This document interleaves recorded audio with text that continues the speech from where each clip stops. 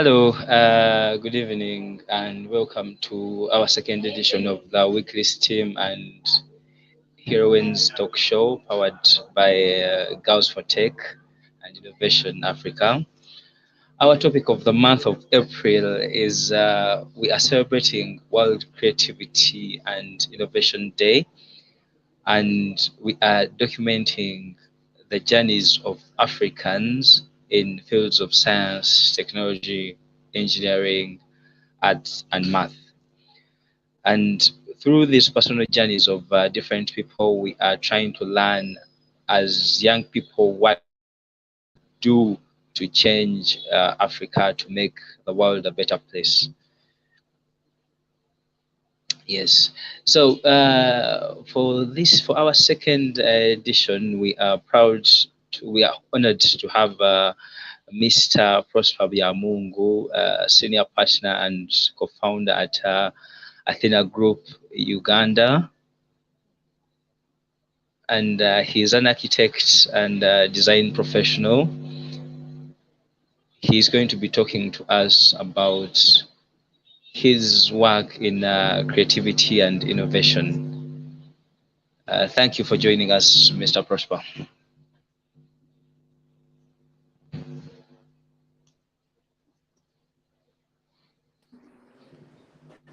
Hi. Sorry, I'm moving around quite a lot and there's a bit of echoes. I'm trying to find a quiet place to work. Oh, okay. So, yes, my name is Prosper Byamungu, so I know you are. I, I know you are a traveler. You are an explorer. We are proud to have you at Girls for Tech, and you are welcome. Thank you. Yes. So, for our viewers online, we are live on YouTube and Facebook. And feel free to put in your questions for Mr. Prosper or any comments about all things that we've discussed. So these are short uh, talks just about work and the things that you're doing in line with science and creativity and innovation. Okay, so we're going to be having a few questions, and we discuss things about you and how you've gone through your career and all. So my first question is, could you tell us a little more about your career journey in terms of creativity and innovation, and what have you done differently to get where you are today? I think where I could start from is basically understanding what I wanted to do and what I'm actually doing now. If there are two different things, or if it is literally the same exact thing that I'd planned for at the beginning when I said I was going to do my career. I started out as an artist, well, all the way through school, but I was doing sciences as well. So I always wanted to do something that had, something to do with both the arts and the sciences.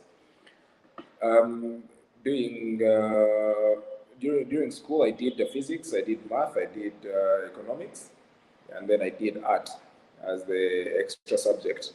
So of course, at some point, I was confused about what I really wanted to do. Was it engineering? Was it design? What was it? So of course, figuring that out took a whole couple of years in going to the university, where I chose to do what's called the built environment, not architecture per se, but a holistic course that had everything to do with the environmental design and architecture at the same time. It included surveying, it included engineering, mainly because I was guided to know that this course basically was both falling in the arts and then the sciences as well. So taking that on, I decided to get into design and architecture, three-dimensional spaces, as they call them, which is basically buildings, and the rest of the environment being landscaping and urban planning. That's where my career literally started. I worked for a couple of architectural firms for a bit, gained some experience, then decided to do my own thing because I felt like what I really wanted to do was not one dimensional, basically. It was not just what they were offering. Some of them were offering just architecture, some were offering only engineering, and some were offering only, design. And I wanted to do, I wanted to design and build. I wanted to be able to be part of the entire process as a whole. But so far, I haven't regretted my decision. I think it's been an interesting journey.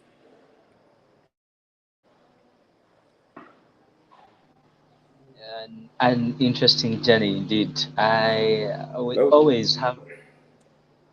always have sessions where we talk to young people about careers and how to choose the best career for themselves. And I think, Isaac, are you still with me? Feels like the network has cut. I'm still here. Can you hear me?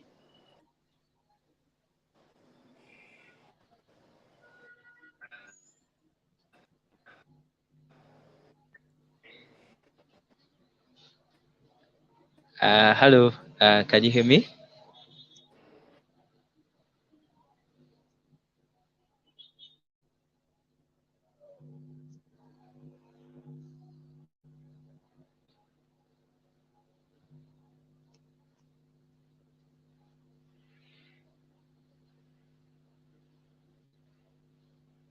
As we work on getting Mr. Prosper back, his journey seems to take the same path as many of us in Uganda, and we we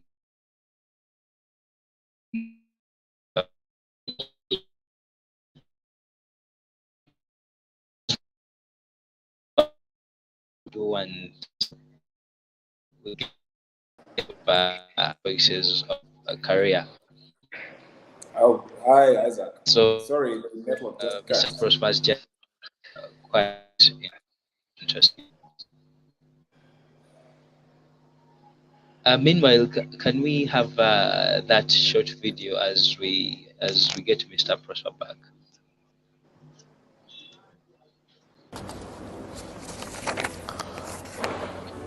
Imagine an outside shower.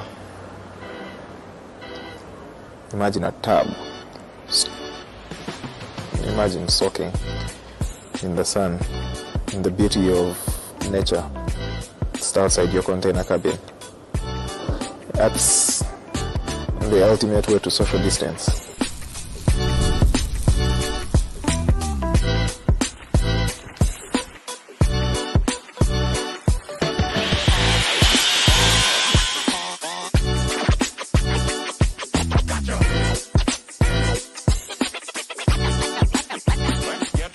The concept of container cabins literally came from being able to move containers easily. The idea was mobility. It's a bit difficult to build, especially anyone who has built safari lodges. You know how extremely expensive and very difficult it is to even get materials on site. Literally everything costs 10 times the amount it should because of the distances. Ideally, most safari lodges are obviously in very remote areas. So to get material there becomes so expensive to the point that you're paying more than 10 times sometimes the amount that you're supposed to. So that's why they get very expensive to build as well.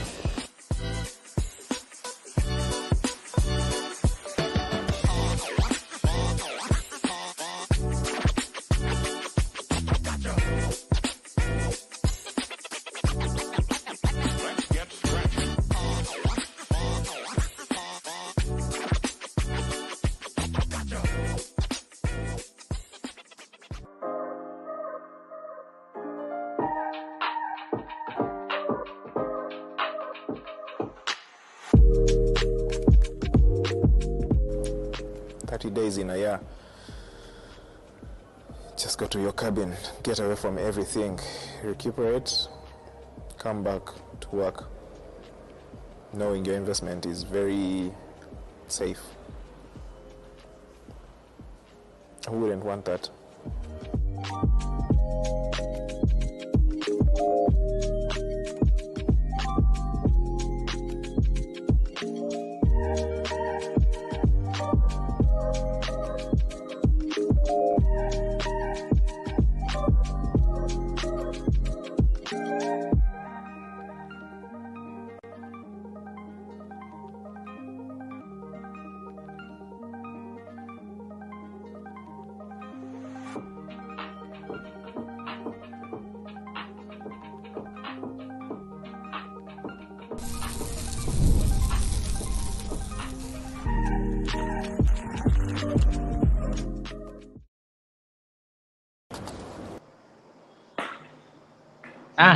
Very, very interesting. I love travel, and I'm sure very many people, many young people do. And the concept of going out there and forgetting everything is something that appeals to us all. My second question on this. Meanwhile, I'm working with a co-moderator of mine. Her name is Whitney Nakanjako. Whitney, are you ready to do the second question, or should I? Yes, please. I'm ready. All right, all right. The second question is, Mr. Prosper, what makes your innovation sustainable? Okay, sustainability is very multifaceted. Sustainability can be in terms of longevity, it can be in terms of cost, it can be in terms of time, it can be in terms of material used, it can be in terms of method of construction or design or whatever you want to call it. So there's just so many ways to look at it. But in this case, you'll find that the concept is sustainable mainly because it is reusing old material, which is basically containers that have been meant for something else, which is basically transporting goods and from one place to another. So the sustainability of this project is based on that. It's based on the fact that we are recycling and reusing. It's based on the fact that we are using an unconventional material that would then be turned into either scrap that would have to that would take too much energy to recycle or to use for something else, and also the fact that it takes a shorter time to build container units than it takes to build conventionally using brick and mortar, using wood and steel. It's much more, it's faster. It's faster and much more easily attainable in the shortest time possible. That's particularly what makes it sustainable. One more thing that I can say is that it is, well, cost effective. There's a difference between cheap and affordable. This is affordable. It's not particularly cheap, especially because you have to buy the containers themselves, and that's a lump sum amount that you have to pay upfront. Rather than if you're building with brick and mortar, maybe you could even just build a foundation and wait and then start on something else later on. But it takes time. So yes, I believe that that's the sustainability angle to the container project that we are doing at the moment. Okay, that's great, Mr. Prosper. My third question is, what challenges have you encountered and how did you overcome them? Well, challenges will always be many. There are certain things that you can't avoid, especially in business. You can't avoid challenges like you call them. Mainly because, first of all, you're working with different people, so sometimes they either don't show up for work or they completely disappear for a while until you've lost enough time to be very, very disappointed. The other inconveniences that come with this kind of work is that you will work with people who don't understand the concept of what you're trying to do. So it's challenging to be able to even convince them of an idea that is so novel, that's not in their realm of thought, that they have never seen, they have never experienced, they don't understand even where to start from.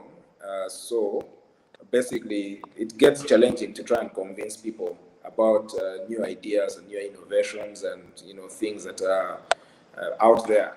They will tell you how this is an idea from the internet, but the internet is just other people on the other side as well, equally as brilliant as anyone else in the world.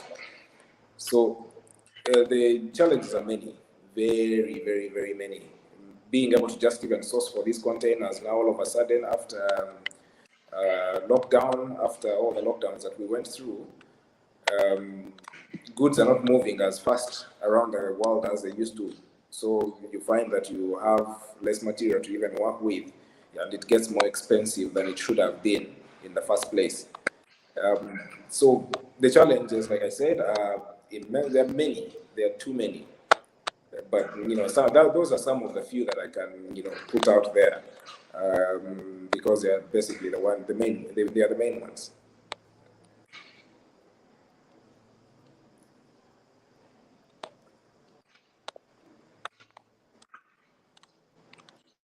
All right. Yeah, I know every business has challenges and there are always ways to overcome them. My other question is how best can STEM activities, how briefly explain how STEM activities could contribute and expand the spirit of creativity and innovation of our learners, especially the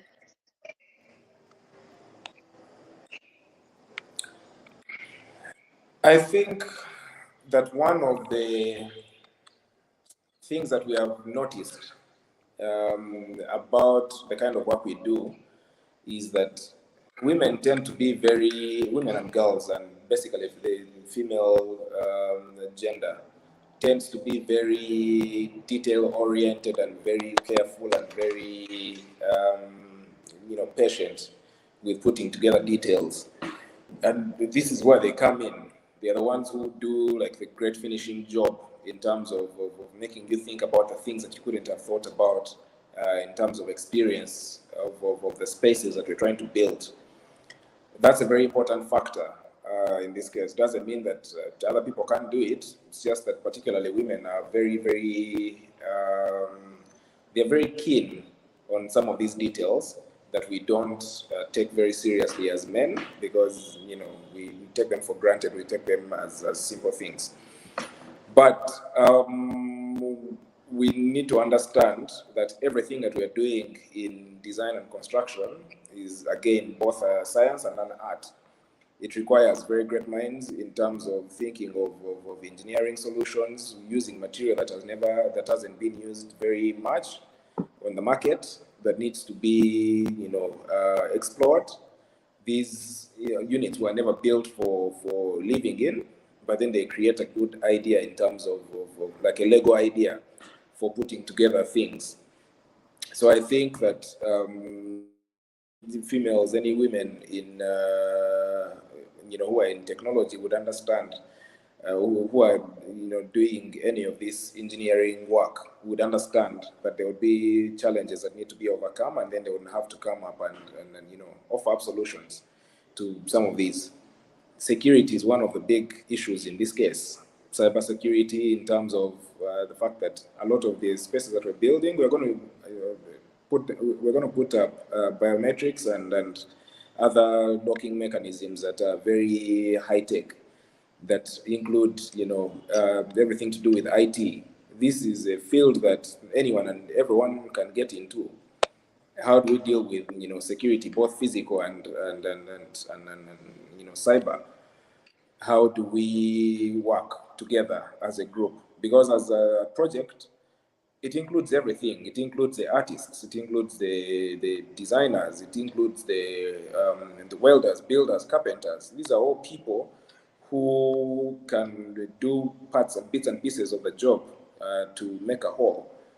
And there are so many companies that are coming up, girls with tools and different companies of that sort, which are working towards helping in this case. So I believe that everyone can learn from this experience. Everyone can put their heads together and come up with even better ideas for dealing with, let's say, insulation and heat. There's ventilation that needs to be checked. How do we put sensors that determine that? There's the health and safety, fire that needs to be looked at. When you start looking at aesthetics and beauty, those are all ideas that come together in one project that need to be explored. So I believe it's a big platform for girls, but I also believe it's a big platform for anyone and everyone who is trying to learn something new and interesting.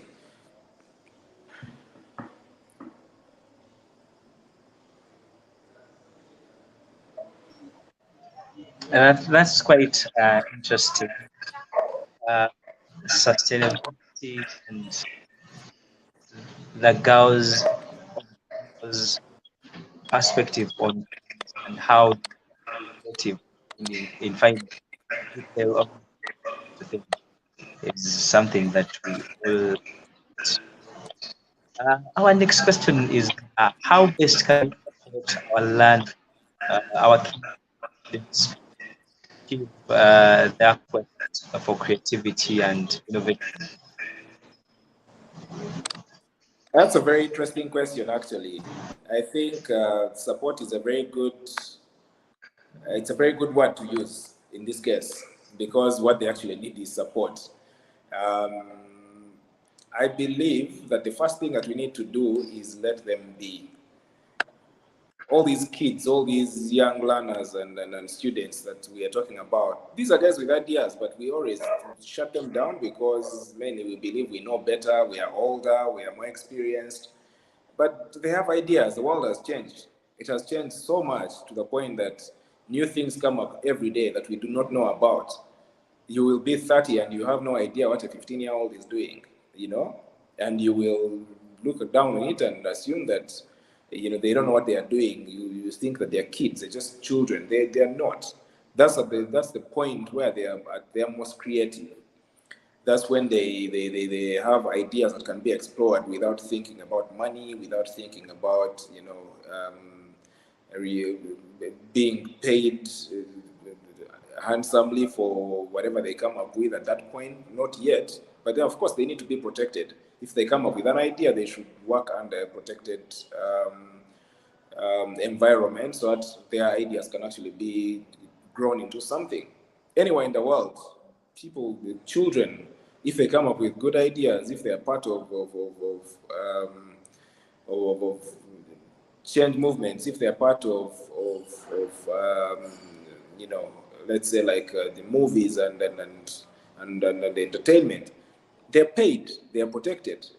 So we need to be able to protect them with laws that allow them to be able to create without being hoodwinked or stolen from, because that's what adults do. They take ideas that are not theirs and monetize them and make them their own, and yet it came from a child, and the child will never even remember that he had that idea at the beginning. So if they're working under institutions that can protect them, that can give them the chance to be able to explore whatever they're working on, that can be able to allow them to push their agendas and develop these ideas, and then have adult supervision that allows them to then thrive, I think that would be like the best thing that can actually happen for creativity and innovation in this case. Quite interesting. Quite interesting response. The idea of protection of other ideas when you come here, so that other people just get away without credit of uh, making it also benefit from. Yeah, it's that we should always think about as we work with young people. And so Our next question is what advice you would give to young people out there, especially those who are dreaming to be part of the next generation of innovator? I believe that, well, the best advice I can give them is the fact that, keep dreaming. Dreams are free, you know, because dreams are free. You don't have to stress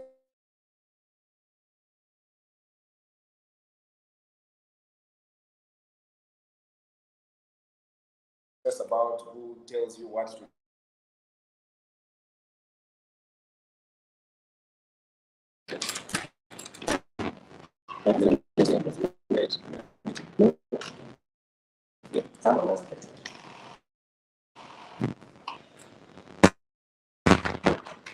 Sorry about that. Sorry about that. Forgive me. And, no worries, I was no saying worries. that dreams are free, and because dreams are free, people can do whatever they want with them. When you're starting out, you can draw out a whole map of all the dreams you have, everything that you actually want to do, and how you want to do it, and either someone else picks it up, or later on in life, you can always sit back and work on it. I mean, a lot of my dreams were written on Facebook like 20 years ago, almost. Well, not 20, but a long time ago. And sometimes I go back and look at those posts and I'm like, yeah, I actually followed through with this one. I did not follow through with this one. I did not work on that, but I can actually build on this one. So there's just so many things that you can look at and understand that you can actually be able to achieve a lot of these things. They're not just dreams, they're ideas, they're plans. And when you plan them, you can basically find ways around it later on in life when you probably have the capacity, or you have the resources to actually pull it together, or put it, or someone else could even pick it up. Someone else could pick up on a dream you have and build on it.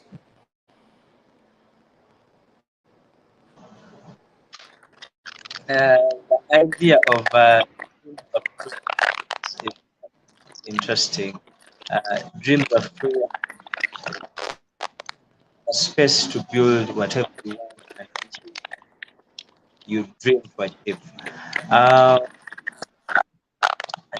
Future African, what is your view on innovations and creativity in Africa, and how can we address practices against women entrepreneurs?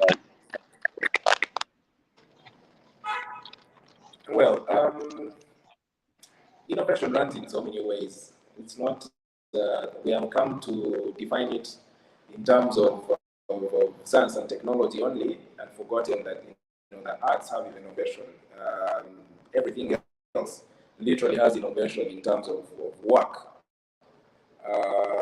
The people who do anything from, again, welding, carpentry, handiwork, the music, um, all of that, we are seeing it change over time. We see Africa now is not the same as it was even 2, 3 years ago, 5 years ago. Music has gone international. All our musicians are now, playing on the world stage because they have the resources to do it. They have the platforms to do it. They have, everyone owns a smartphone these days, so they can basically put out their work very freely. We don't have to depend on, general media, people whom we have to pay in order for them to promote us. If I own a phone, I can actually literally sit down and then come up with my own idea and put it out there. And the world will receive it the way they want to receive it, without bias, without anyone giving, without having someone to create caveats and get in my way. So I believe that is actually what the future is. The free, having some form of free speech, having social media that is basically open to the whole world, has turned everything into a global village.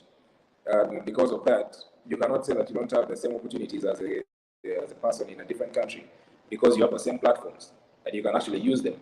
I would wish that people then would look at that and really, really harness it. When you look at again, you're talking about creativity in Africa. Africa is big. Africa is very culturally diverse. It's very beautiful in terms of what we can offer the whole world in general. And I think that if we really work towards that, we can put out everything that we have. We are very artsy people. If you ever go to like the Congo, that's a beautiful nation in terms of everything from music to art to, you know. And when you look at Uganda, the friendliness, weather, the beauty of just the country and what it looks like, if we can work around figuring out how to actually advertise ourselves, how to position ourselves in the world market, how to attract new people to come in, how to get local investors to invest in us instead of trying to move money out of the country, and and think that they are better off investing somewhere else. I think that would actually go a long way. And when you talk about the biases against women entrepreneurs, they have to work much harder than men. That's granted, and it's sad.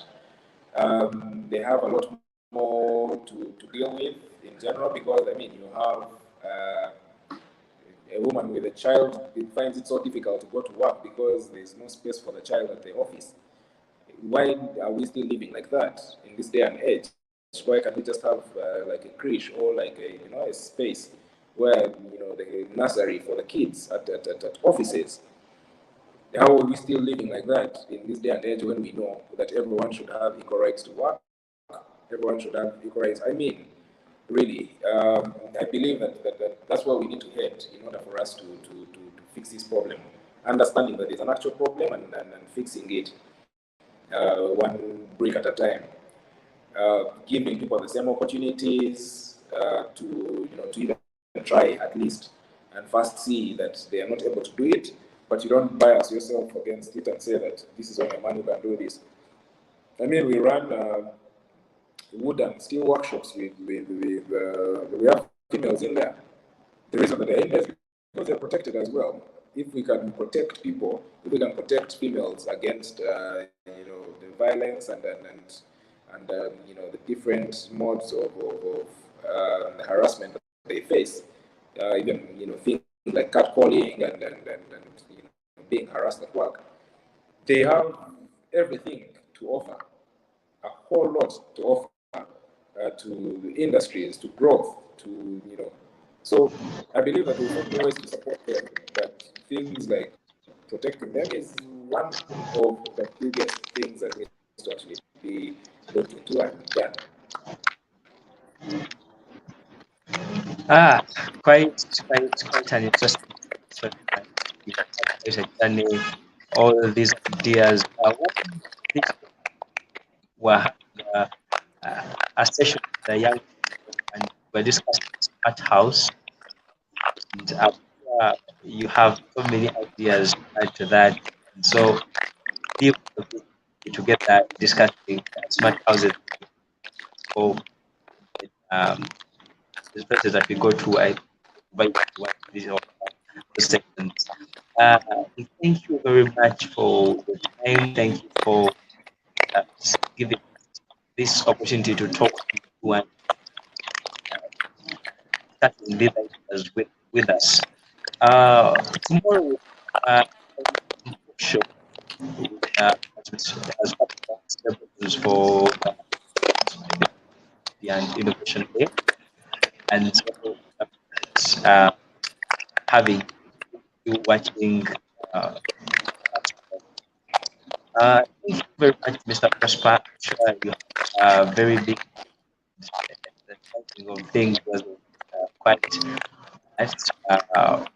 Thank you for your time and thank you for everything that have a friend or workmates or colleagues and especially the person that creativity who share their information with us so that we can also talk to them and hear their thoughts and about their journeys.